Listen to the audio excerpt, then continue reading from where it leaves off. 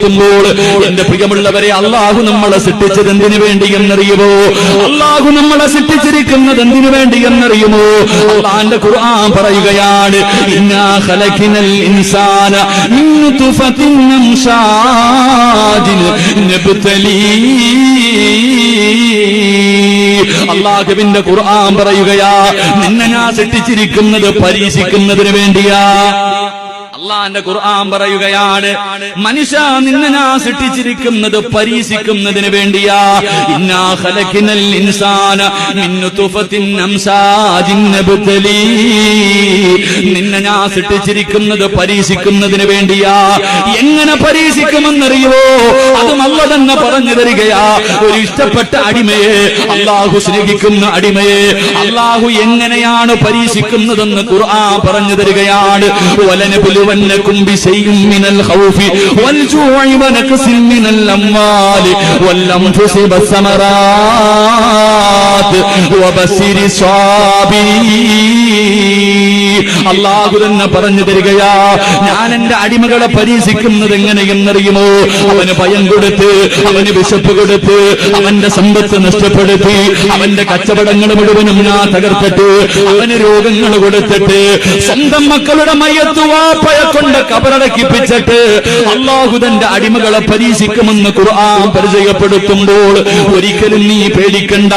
അള്ളാഹു നിനക്ക് ദുഃഖവും ദുരിതവും വേദനയൊക്കെ തരുന്നത് നിന്നോട് വെറുപ്പുള്ളത് കൊണ്ടല്ല, നിന്നെ ഇഷ്ടമില്ലാത്തത് കൊണ്ടല്ല. അള്ളാന്റെ റസൂല് പറയുകയാ, അള്ളാഹുവിന് ചില അടിമകളുണ്ട്, അള്ളാഹുവിന് ചില അടിമകളുണ്ട്. ആ അടിമയ്ക്ക് സ്വർഗം നിർബന്ധമാണ്. ആ അടിമയ്ക്ക് സ്വർഗം നിർബന്ധമാ. 40, 50, 60 വർഷക്കാലം ഭൂമിയിൽ ജീവിച്ചു. പക്ഷേ സ്വർഗത്തിൽ പോകാനുള്ള ഒരു നല്ല കാര്യവുമില്ല. സ്വർഗം കിട്ടാനുള്ള ഒരു നല്ല കാര്യവും ആ മനുഷ്യൻ ചെയ്തിട്ടില്ല. അവസാനം സ്വർഗം കൊടുക്കാൻ അല്ലാഹു എന്ത് ചെയ്യുമെന്നറിയോ? രോഗവുമായി നടക്കുന്നവരെ, ജീവിതത്തിൽ ദുഃഖവുമായി നടക്കുന്നവരെ, നിനക്ക് സ്വർഗം നിർബന്ധമാണ്. പക്ഷേ സ്വർഗത്തിൽ പോകാൻ നീ ഒരു നല്ല കാര്യവും ചെയ്തിട്ടില്ല. അവസാനം നിനക്ക് സ്വർഗം തരാൻ അല്ലാഹു ചെയ്യുന്ന പണി എന്തെന്നറിയുവോ? നിനക്ക് രോഗങ്ങളും വേദനകളും തന്നിട്ട് അതിനു പകരം അല്ലാഹു നിനക്ക് സ്വർഗം തരുമെന്ന് അഷ്റഫുൽ ഖൽഖ് നബി മുഹമ്മദ് മുസ്തഫ സല്ലല്ലാഹു അലൈഹി വസല്ലമ തങ്ങള്, അല്ലാഹു നിനക്ക് ഈ വേദന തന്നിരിക്കുന്നത് വെറുതെയല്ല, സ്വർഗം തരാനാ, സ്വർഗം തരാനാ. അല്ലാഹുവിന്റെ റസൂൽ പറയുകയാണ്, അല്ലാഹുവിന്റെ പ്രവാചകൻ പറയുന്നു, ഇന്ന അശദ്ദന്നാസി ബലാ അൽ അംബിയാ. അല്ലാഹു ഈ പ്രപഞ്ചത്തിൽ ഏറ്റവും കൂടുതൽ പരീക്ഷണം കൊടുത്തത്, ഈ പ്രപഞ്ചത്തിൽ അല്ലാഹു ഏറ്റവും കൂടുതൽ പരീക്ഷണം കൊടുത്തത് പ്രവാചകന്മാർക്കാ. പ്രവാചകന്മാരെയായിരുന്നു അല്ലാഹു ഏറ്റവും കൂടുതൽ വേദനിപ്പിച്ചത്. ആ പ്രവാചകന്മാരിൽ ഏറ്റവും കൂടുതൽ വേദനിപ്പിച്ചത് മഹാനായ അഷ്റഫുൽ ഖൽഖ് നബി മുഹമ്മദ് മുസ്തഫ സല്ലല്ലാഹു അലൈഹി വസല്ലമ തങ്ങളെയായിരുന്നു. ഈ പ്രപഞ്ചം തന്നെ സൃഷ്ടിക്കാൻ കാരണക്കാരനായ നബിയെ അല്ലാഹു പരീക്ഷിച്ചത് എന്റെ പ്രിയമുള്ളവരെ സ്നേഹം കൂടിയത് കൊണ്ടാണ്. എന്തിനു വേണ്ടിയാണ് അല്ലാഹുവിന്റെ റസൂലിനെ പരീക്ഷിച്ചതെന്നറിയുമോ? നമുക്ക് പഠിക്കുന്നതിന് വേണ്ടിയാ, നമുക്ക് മനസ്സിലാക്കുന്നതിന് വേണ്ടിയാ. അതുകൊണ്ട് എന്റെ പ്രിയമുള്ളവരോട് ഖുർആൻ പറയുകയാണ്, എങ്ങനെയാ പരീക്ഷിക്കുന്നതെന്നറിയുവോ? അല്ലാഹു എങ്ങനെയാണ് പരീക്ഷിക്കുന്നത്? പരിശുദ്ധമായ ഖുർആൻ പറഞ്ഞു തരികയാണ്.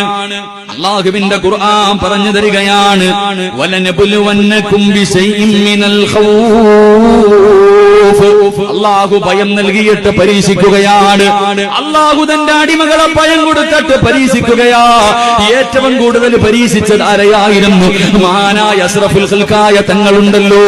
അല്ലാഹുവിന്റെ പ്രവാചകന് 40ാമത്തെ വയസ്സ് മുതൽ കൂട്ടി നോക്ക്, 13 വർഷക്കാലമുണ്ടല്ലോ. അല്ലാഹുവിന്റെ പ്രവാചകൻ ഒരു രാത്രി പോലും സമാധാനമായി ഉറങ്ങിയിട്ടില്ല. അല്ലാഹുവിന്റെ റസൂലിന്റെ ചരിത്രമെടുത്ത് വായിച്ചു നോക്ക്. 13 വർഷക്കാലം അല്ലാഹുവിന്റെ പ്രവാചകന് അല്ലാഹുവേ മക്കക്കാരെ പേടിച്ചാ ജീവിച്ചത്. കാരണം തന്റെ കണ്ണിന്റെ മുന്നിലിട്ടുകൊണ്ട് മുസ്ലിമായതിന്റെ പേരിൽ തന്റെ അനുജനന്മാരെ മുഴുവനും തല്ലിച്ചതയ്ക്കുന്നത് പ്രവാചകന് കണ്ടുകൊണ്ടിരിക്കുകയാ. മഹാനായ സയ്യിദുനാ ബിലാൽ റളിയല്ലാഹു തആല അൻഹുവിന്റെ ചരിത്രം അറിയുമല്ലോ. അല്ലാഹുവിന്റെ പ്രവാചകന് മരുഭൂമിയിലൂടെ നടന്നു പോകുമ്പോ മലർത്തി കിടത്തിയിട്ട് കരിമ്പാറയെടുത്ത് തോൾ നെഞ്ചത്ത് വെച്ചിട്ട് ചാട്ടവാറ് കൊണ്ട് മഹാനായ ബിലാൽ തങ്ങളെ തല്ലിച്ചതയ്ക്കുകയാണ്. ബിലാൽ തങ്ങൾ വിളിക്കുന്നു, നബിയേ എന്നെ ഒന്ന് രക്ഷിക്കു നബിയേ, എന്നെ ഒന്ന് സഹായിക്കു നബിയേ. അല്ലാഹുവിന്റെ പ്രവാചകന്റെ മുന്നിലിട്ട് അനുചരന്മാരെ തല്ലിച്ചതയ്ക്കുകയാണ്. അമ്മാറിന്റെ ചരിത്രം അറിയുമല്ലോ എന്റെ പ്രിയമുള്ളവരെ. പ്രവാചകന്റെ മുന്നിലേക്ക് ഒരു സഹാബി റളിയല്ലാഹു തആല അൻഹു ഒരു ഈന്തപ്പന മരത്തിന്റെ ചുവട്ടിൽ കിടന്നുറങ്ങുന്ന പ്രവാചകന്റെ മുന്നിലേക്ക് ഒരു ചെറുപ്പക്കാരനായ സഹാബി ഓടി വരികയാണ്. എന്നിട്ട് തന്റെ കമീസ് പൊക്കിയിട്ട് അല്ലാഹുവിന്റെ റസൂലിനോട് കാണിക്കുന്നു, നബിയേ പഴതാ കമ്പി പഠിപ്പിച്ചിട്ട് ശരീരത്തിൽ കുത്തിയിറക്കിയിട്ട് പച്ചയിറച്ചി കമ്പി കൊണ്ട് കുത്തിയെടുത്തിട്ട് എല്ല് വെളിയിൽ കാണിച്ച് റബ്ബേ കരിഞ്ഞ ശരീരവുമായി അല്ലാഹുവിന്റെ പ്രവാചകന്റെ മുന്നിൽ വന്ന് കരഞ്ഞു വീഴുന്ന ചരിത്രം പഠിപ്പിക്കുമ്പോ എന്റെ പ്രിയമുള്ളവരെ, മക്കയിൽ നിന്ന് മദീനയിലേക്ക് ഹിജ്റ പോകുന്ന രാത്രിയുണ്ടല്ലോ, അല്ലാഹുവിന്റെ പ്രവാചകന് വീടിനകത്ത് കിടക്കുമ്പോ പ്രവാചകന്റെ വീട് മുഴുവനും ശത്രുക്കൾ വളർന്നിരിക്കുകയാണ്. അല്ലാഹുവിന്റെ റസൂൽ അലി ഇബ്നു അബീ താലിബ് റളിയല്ലാഹു തആല അൻഹു പ്രവാചകൻ കടന്ന സ്ഥലത്ത് കടത്തിയിട്ട് റസൂല് കടന്ന സ്ഥലത്ത് അലിയാർ ഞങ്ങളെ പിടിച്ചു കിടത്തിയിട്ട് സൂറത്ത് യാസീനിലെ ആയത്തോടിയിട്ട് ഒരു പിടി മണ്ണും വാരി വലിച്ചെറിഞ്ഞിട്ട് അല്ലാഹുവിന്റെ പ്രവാചകൻ നടന്നു പോകുന്ന ചരിത്രം പഠിപ്പിക്കുമ്പോ അല്ലാഹുവിന്റെ റസൂല് നടന്നു പോകുമ്പോ മഹാനായ സയ്യിദുനാ അബൂബക്കർ സിദ്ദീഖ് റളിയല്ലാഹു തആല അൻഹു അല്ലാഹുവിന്റെ പ്രവാചകനോട് പറയുന്നു, നബിയേ അങ്ങ് നടക്കല്ലേ നബിയേ, അങ്ങ് നടക്കല്ലേ നബിയേ, അങ്ങ് ഭൂമിയിലൂടെ നടന്നാൽ അങ്ങയുടെ കാലിന്റെ അടയാളം നോക്കിയിട്ട് ശത്രുക്കൾ വരും നബിയേ, എന്റെ തോളിൽ കേറി നബിയേ, എന്റെ തോളിൽ കേറി നബിയേ. അല്ലാഹുവിന്റെ പ്രവാചകനെ തോളിലെടുത്ത് വെച്ചിട്ട് അബൂബക്കർ സിദ്ദീഖ് തങ്ങൾ ഒരു കാൽ ഇങ്ങോട്ട് വെക്കും, മറുകാല് തിരിച്ചു വെക്കും. എന്റെ പ്രിയമുള്ളവരെ, പ്രവാചകനെ തോളിൽ വെച്ചിട്ട് കുറച്ച് മുന്നോട്ട് നടക്കുകയാണ്. രണ്ടു കാലും വിപരീതമാ വെച്ചത് അടയാളം പിൻപറ്റി വരാതിരിക്കാ. കുറച്ച് മുന്നോട്ട് നടന്നിട്ട് പ്രവാചകനെ തോളിൽ വെച്ച് പുറകോട്ട് നടക്കുകയാണ്. ഇതുപോലെ നടന്ന് അവസാനം സൗർ ഗുഹയ്ക്കകത്ത് പോയിരിക്കുമ്പോ അല്ലാഹുവിന്റെ പ്രവാചകൻ സല്ലല്ലാഹു അലൈഹി വസല്ലമ തങ്ങൾ എന്റെ പ്രിയമുള്ളവരെ 3 ദിവസത്തോളം അതിനകത്ത് കയറി വിളിച്ചെന്ന് പറയുമ്പോ എന്റെ പ്രിയമുള്ളവരെ ചിന്തിക്ക്, അല്ലാഹു തന്റെ അടിമയെ ഇഷ്ടപ്പെടുന്ന അടിമയ്ക്ക് പേടി കൊടുത്തിട്ട് പരീക്ഷിക്കുകയാ. അതുകൊണ്ട് പാതിരാത്രി കടന്നു വന്നവരെ ആര് രാജ്യം ഭരിക്കട്ടെ, ശത്രുക്കൾ മുഴുവനും ഒത്തൊരുമിച്ച് വരട്ടെ, ആരൊക്കെ നമുക്കെതിരെ വന്നാലും നമ്മൾ എന്തിനാ ഭയപ്പെടുന്നത്, നമ്മളാരെയാ പേടിക്കേണ്ടത്, നമ്മളൊക്കെ യഥാർത്ഥ മുസ്ലിമല്ലേ, അല്ലാഹുവിനെ വിശ്വസിക്കുന്നവരല്ലേ, അന്ത്യദിനത്തിൽ വിശ്വസിക്കുന്നവരല്ലേ. എന്റെ പ്രിയമുള്ളവരെ, ആരൊക്കെ എന്ത് ചെയ്താൽ നമുക്കൊരു മരണത്തിന് വേണ്ടിയല്ലേ നമ്മളൊക്കെ ജീവിക്കുന്നത്.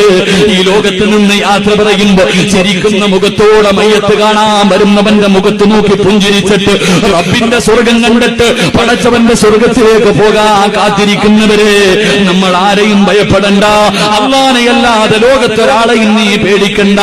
കാരണം ഒരു മുസ്ലിമിന്റെ കാൽച്ചുവട്ടിൽ കിടക്കുന്ന മണ്ണുണ്ടല്ലോ, 5 നേരം നിസ്കരിക്കുന്ന ഒരു പാവപ്പെട്ട മുസ്ലിം ഉണ്ടല്ലോ, അവന്റെ കാൽച്ചുവട്ടിലെ ഒരു പിടി മണ്ണിന് ആറ്റം ബോംബിനെക്കാൾ പവറുള്ളതാക്കാ കഴിവുള്ള അള്ളയാണ് നമ്മുടെ കൂടെ ഇരിക്കുന്നത്. നമ്മൾ ആരെയും ഭയപ്പെടണ്ട. എന്റെ പ്രിയമുള്ളവരെ, ദജ്ജാലിനെ കാത്തിരിക്കുന്നവരാ നമ്മള്, ദജ്ജാലിനെ കാത്തിരിക്കുന്നവരാ നമ്മള്. പിന്നെ ആരെയാ നമ്മൾ പേടിക്കേണ്ടത്? നമ്മൾ ഈ നാട്ടിലെ വഴിയാത്രക്കാരല്ലേ. എന്റെ പ്രിയമുള്ളവരെ, കോഴിക്കോട് പോകുന്നതിന് വേണ്ടി കോരങ്ങാട് ജംഗ്ഷനിൽ ബസ് കാത്ത് നിൽക്കുന്ന യാത്രക്കാരാ നമ്മള്. എന്റെ പ്രിയമുള്ളവരെ, ബാങ്ക് വിളിച്ച് ഇഖാമത്തും കൊടുത്തിട്ട് നിസ്കാരവും കാത്ത് പള്ളിക്കകത്ത് ഇമാമ് കയറി നിൽക്കുന്നതും കാത്തു നിൽക്കുന്നവരാ നമ്മള്. നമ്മുടെ ബാങ്ക് നമ്മുടെ ചെവിയിൽ കൊടുത്തല്ലോ, ബാങ്ക് കൊടുത്തു കഴിഞ്ഞു, ഇഖാമത്ത് കൊടുത്തു കഴിഞ്ഞു. എന്റെ പ്രിയമുള്ളവരെ, ഇനി ഇമാമ് കയറി നിന്ന് നിസ്കരിച്ചാ മതി. ആ നിസ്കാരവും കാത്തിരിക്കുന്ന ഞാനും നിങ്ങളും പേടിക്കണം.